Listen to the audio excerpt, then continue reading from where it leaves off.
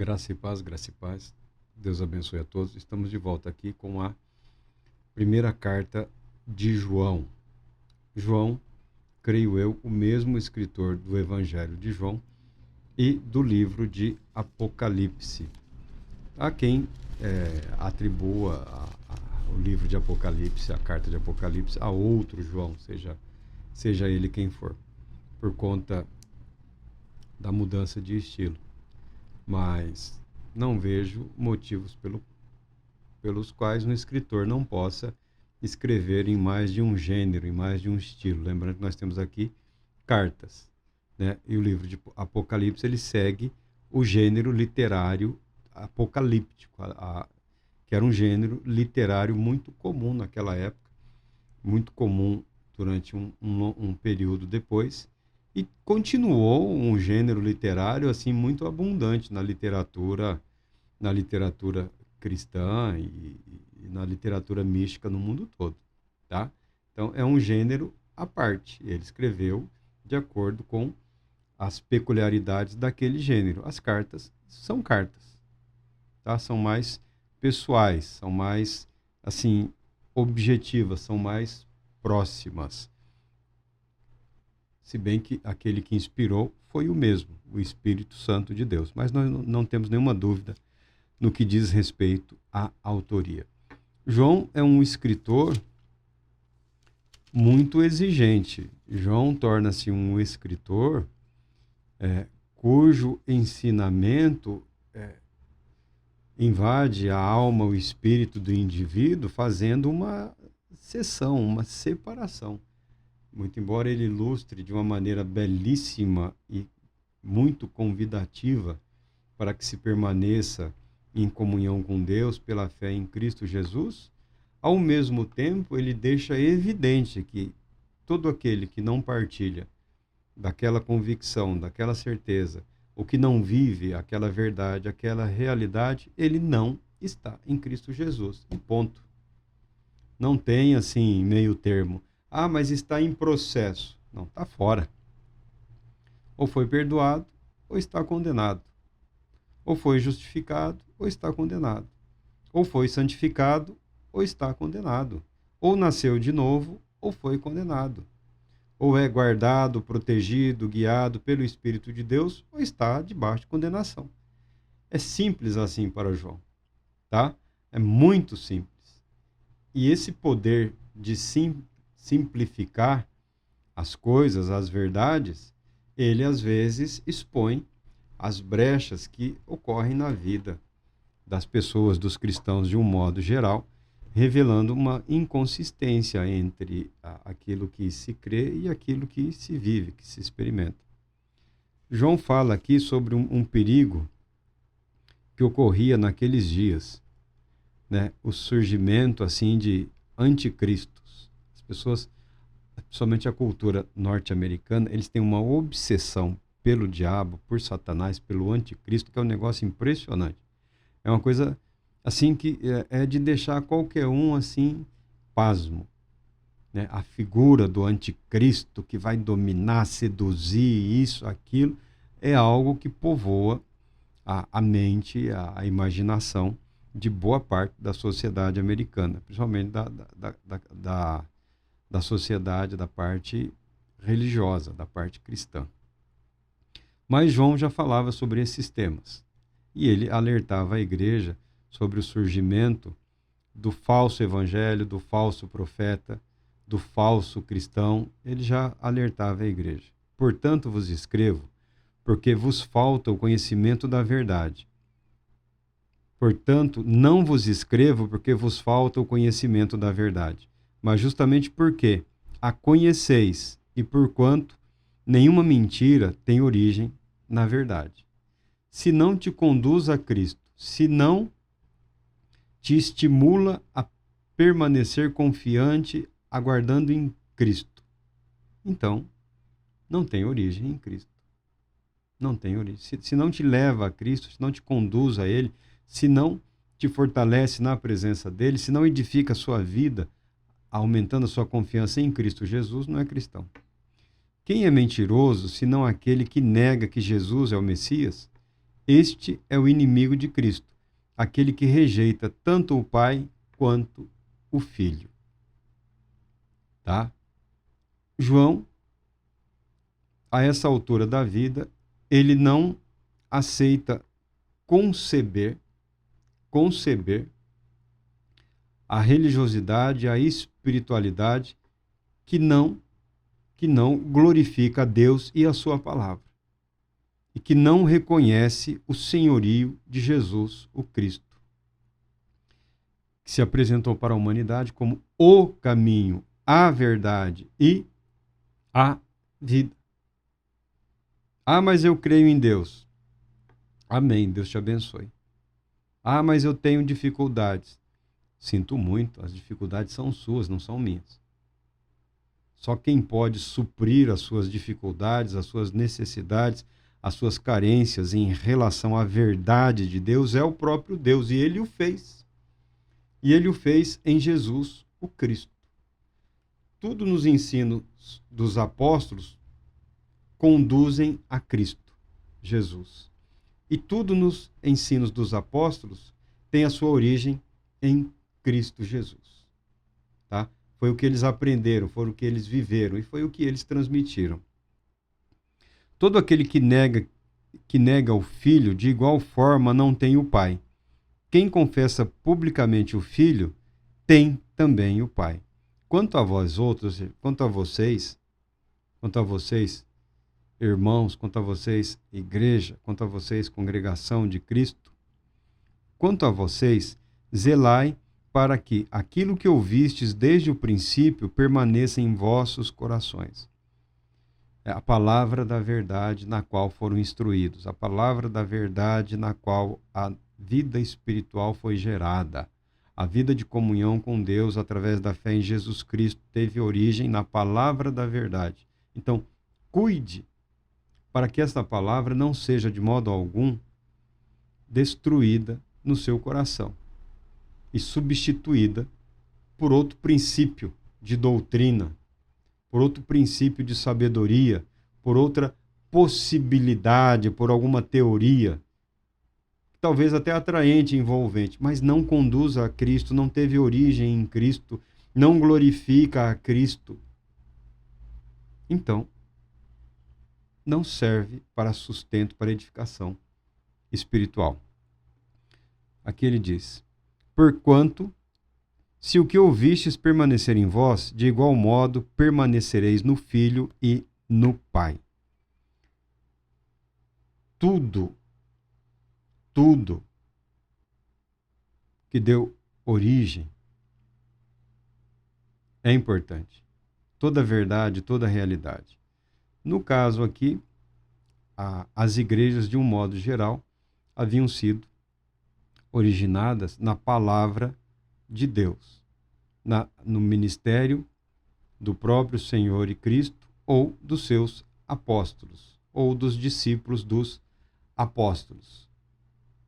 Então o apóstolo ele reivindica isso, porque ele consegue traçar a origem da fé até o próprio Cristo. Mas nós não temos mais apóstolos faz muito tempo, né? Os que se identificam como tais caem na maldição aqui, conforme a carta de João e toda a Escritura ensina. Mas nós temos a palavra de Deus. Nós temos o registro da verdade na qual foram instruídos todos naqueles dias. Nós podemos não possuir todos os registros, mas temos o registro selecionado pelo próprio Espírito Santo para garantir que o que deu origem à nossa vida espiritual é a palavra da verdade, a mesma na qual eram sustentados os cristãos naqueles dias. Muito embora nós vejamos que dificuldades sempre houve na igreja, no corpo de Cristo. Dificuldades, polêmicas, sempre existiram e continuam existindo.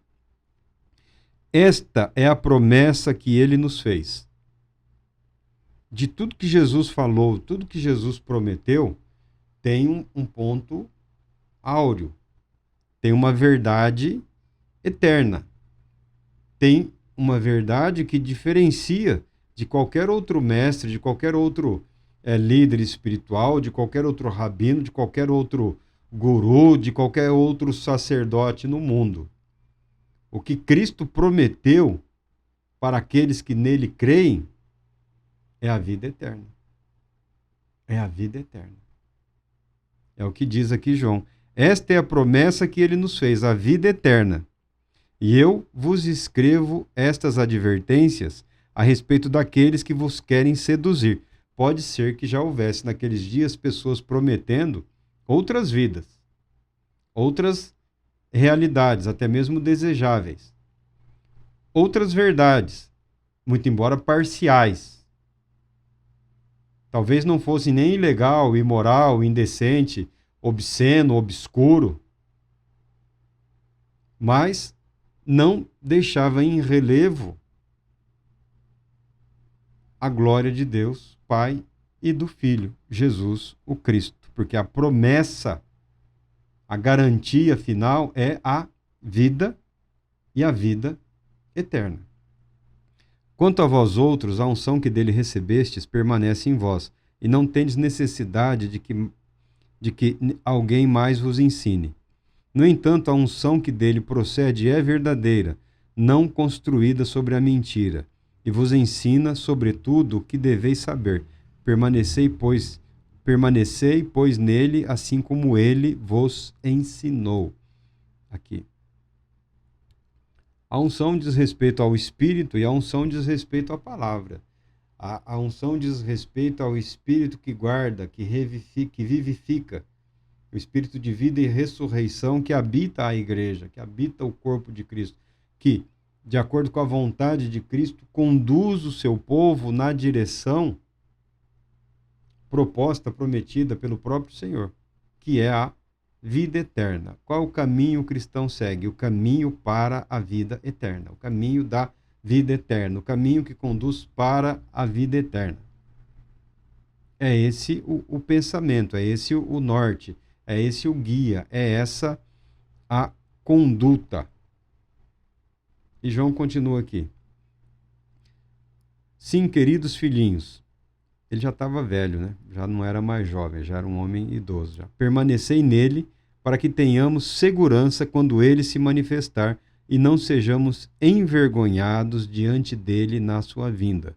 Se sabeis que ele é justo, tomai conhecimento também que todo aquele que pratica a justiça é nascido dele.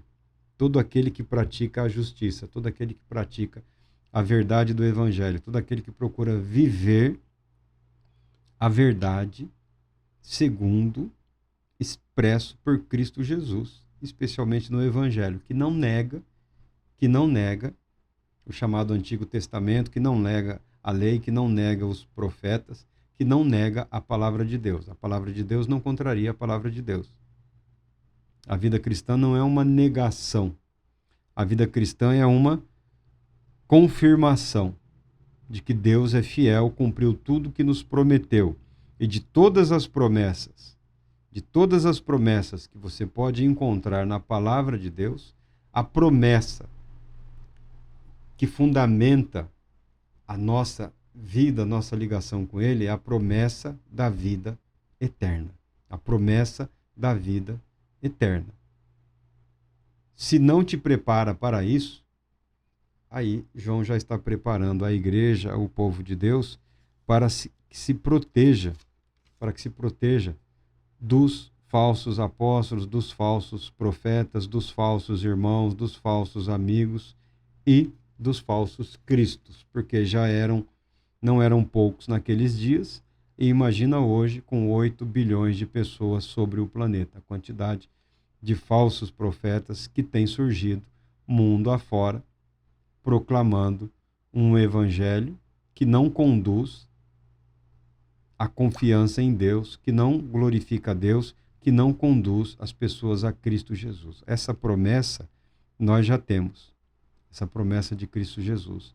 E é esta a promessa que nos motiva a seguir adiante, a caminhar dia após dia, a nos levantarmos toda manhã, porque nós temos uma promessa que nenhum outro grupo, outro ser, outro poder nesta realidade ou fora desta realidade seja capaz de garantir, que é a vida eterna.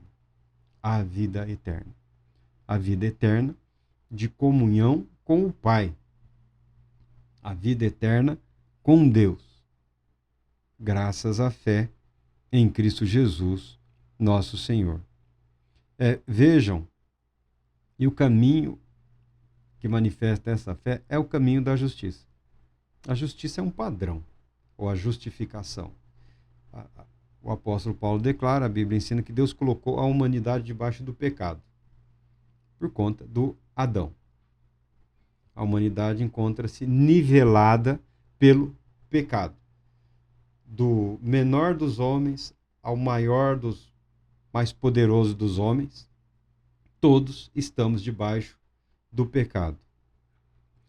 Agindo assim, Deus foi capaz de usar misericórdia para com toda a humanidade. Para com toda a humanidade. Mas esse ato misericordioso e gracioso de Deus nos convida, nos impele a um viver justo. Eu não digo perfeito, mas um viver que denota uma preocupação, um desejo de que a vida reflita atos e comportamentos que impliquem um compromisso com a perfeita justiça, porque Deus é perfeitamente justo, santo, bondoso, misericordioso, gracioso, tá? Mas justo. A justiça não foi abolida. A retidão não foi abolida. O compromisso ético, moral, não foram abolidos.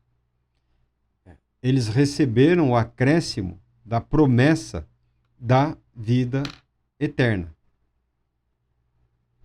A promessa da vida eterna é o que nos motiva.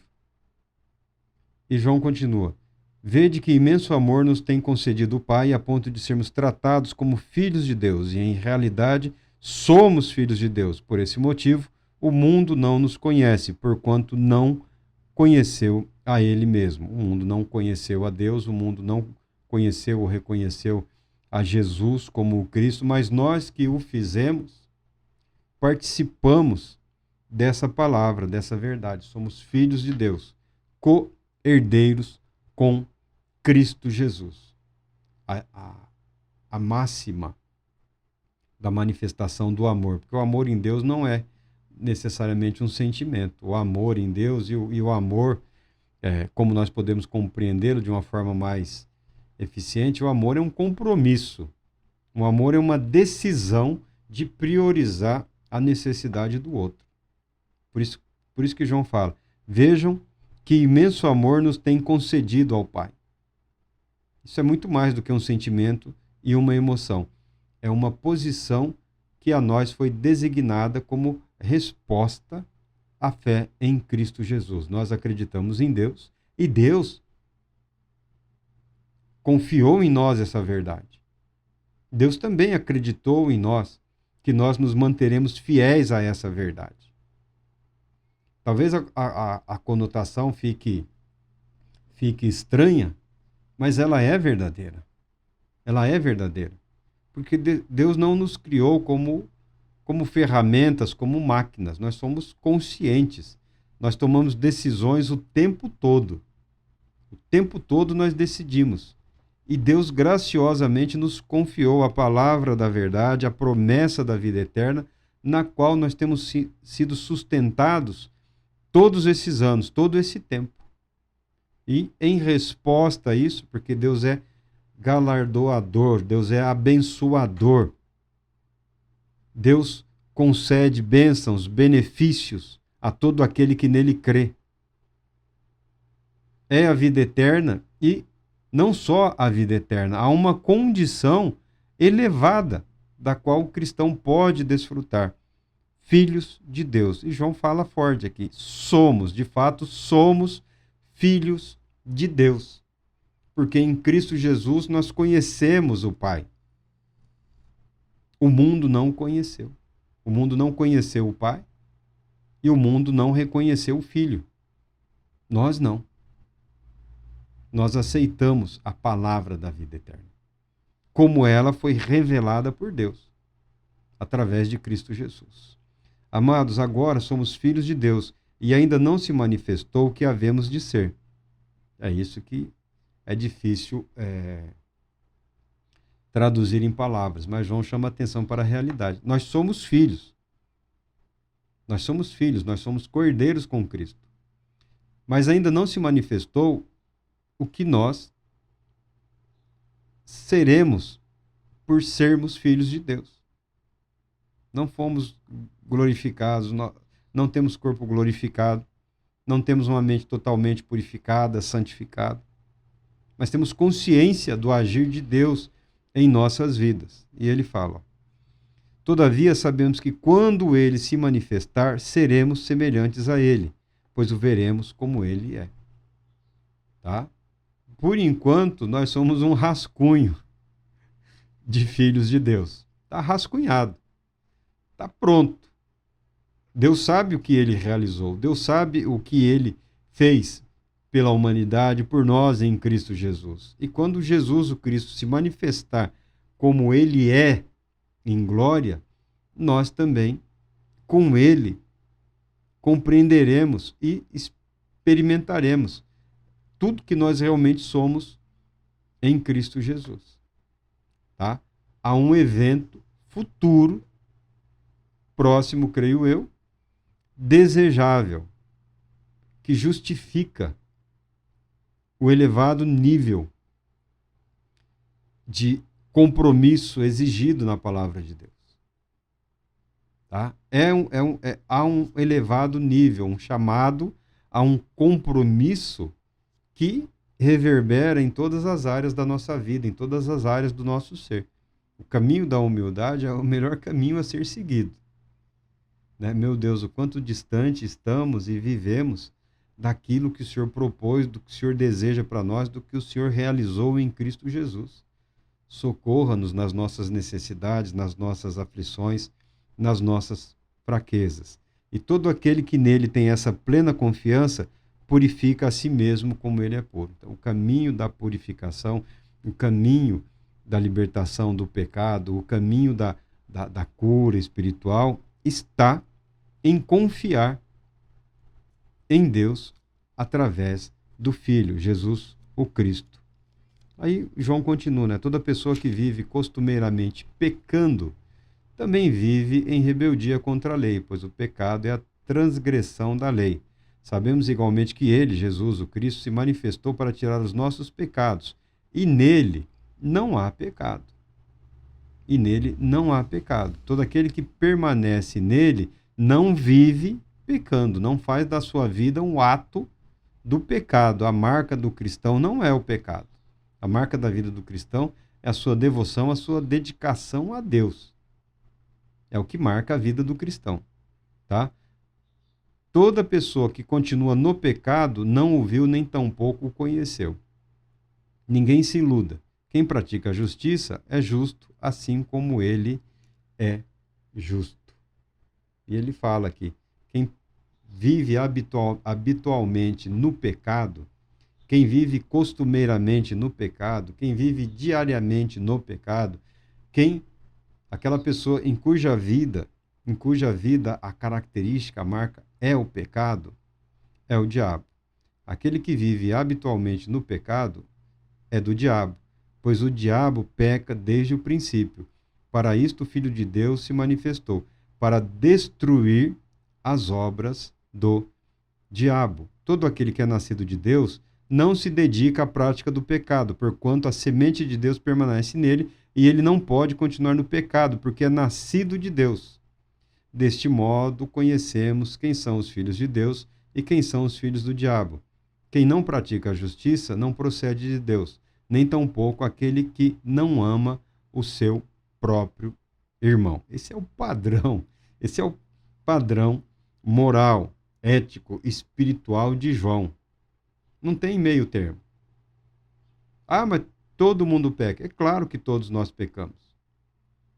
Mas fazer do pecado o pretexto, a justificativa, a motivação do viver, isso, nas palavras de João, e eu acredito que são as palavras de Deus, evidencia na vida do chamado cristão que ele não nasceu de Deus, ele não nasceu de novo.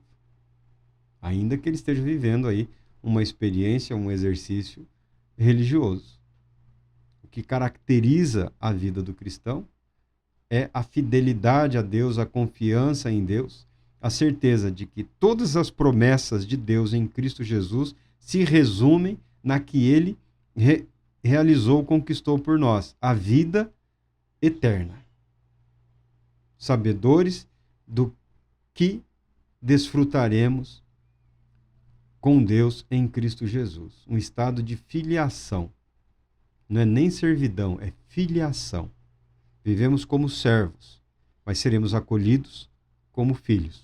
Deus Todo-Poderoso te abençoe, te proteja e te conceda a paz.